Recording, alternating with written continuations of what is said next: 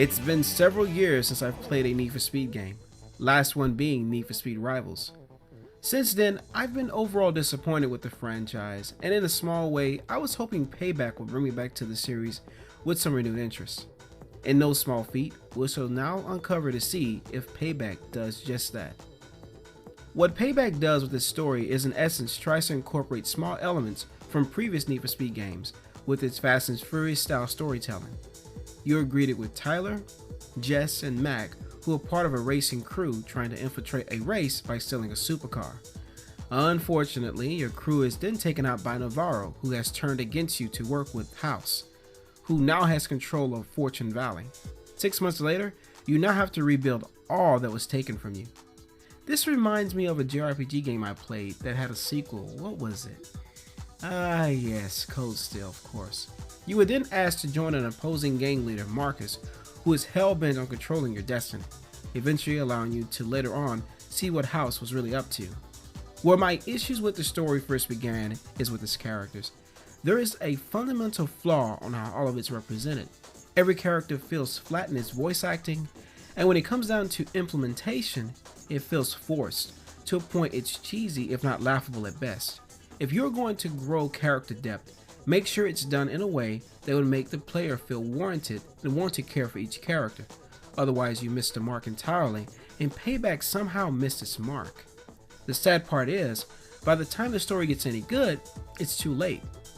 Oddly, the ending of the story is satisfying and puts closure on the characters, and it even seems to open up the idea of either a sequel or some kind of DLC expanding the story. If that's the case, it would seem warranted given how it ends. I really wanted to like the story because I could see they were trying to make it pleasing to play, but when you add in some questionable game design choices, it makes you wonder how the gameplay ruins the story experience. The world is split up of 5 styles of game modes: runner, racer, drag, and off-road. When playing as Tyler, his modes are racer and drag, Jess runner, and Mac off-road.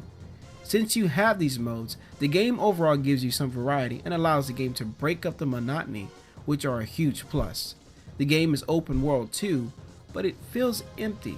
Nowhere in the game did I get the sense of a bustling community. In fact, when driving around the map, I was hoping for some cop chasing. And guess what? That never happens. The only time you get chased by cops is in runner mode, or in certain moments of the main story events. This was my first letdown. In Most Wanted 2005, it even had cops chasing you around town, even when you were not working on the story.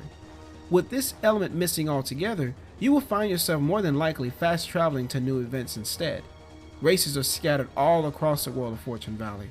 These races can be short sprint runs, A to B challenges, and some occasional circuit races thrown in. With each race, you are required to go through each checkpoint, which are these weird rings scattered across each race. The issue with these checkpoints is you cannot miss a single one, otherwise you might as well restart the race. It's like playing Superman 64 where you fly through rings. Instead, Need for Speed Payback 64 where you're driving through rings. Yeah, that does not bode well in a game like this when cops and other bosses are trying to ram you off the road. And what really is also a pain in the ass is trying to get through these tracks and the game decides to randomly reset your car. You could literally be near a cliff, regain composure, or jumping in the air when the game just says, "Oh yeah, you're going to continue racing? Nope, I don't think so." Stupid game. You can also find derelict cars scattered across the world after defeating a faction's quest line. However, the derelict cars requires you searching all over Fountain Valley for each individual part, and this can be a bit difficult to find since some of these parts are above ground. If that isn't bothersome enough, then unfortunately the biggest, most unforgiving thing about Payback are the way you upgrade your car's performance. You upgrade your car by using cards that are earned through races or at the tune-up shop. The problem is you do not always get the cards you need, and you could literally be grinding for hours before you get a decent car that can tackle the next story mission. This is where I really feel strongly on how EA handled this model in the game, that you guessed it, microtransactions. Since the game has microtransactions, this also means earning money is built around challenges embedded within each race to ensure extra income. However, if you lose a bet or restart the race, you lose your money. In the last chapter of the game, it almost becomes a grind fest just to buy new cars to compete in level 320 to 380 car challenges. The game does randomize you basic shipments, but you will need to play the game for a certain amount of time in order to collect them, which is disappointing. You can use real money to get shipments, of course, that can be bought in the menu of the game, but really, why should you? The game should have been balanced from the beginning, and instead we get a game where grinding just to level up one car is a chore to sit through. This is not why most people play Need for Speed, to grind for cash. It is supposed to be for its fun factor, and Payback just feels empty and missing the quality older Need for Speeds are known for.